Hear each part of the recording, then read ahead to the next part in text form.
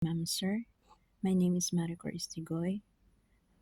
I am a single mother. I have one son. I work here in Hong Kong for almost 2 years and 8 months. I also work in Qatar as a domestic helper for 1 year and 3 months. I can say that I can take care of kids or adult or any job that will offer to me. I can do all houseworks or household chores without being supervised all the time.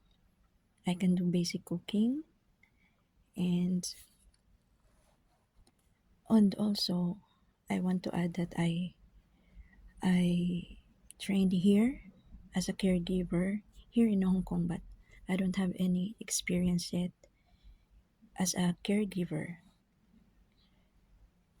I can also work with co-helper, but if ever I prefer to work alone. I am willing to accept any job that will offer to me. Thank you.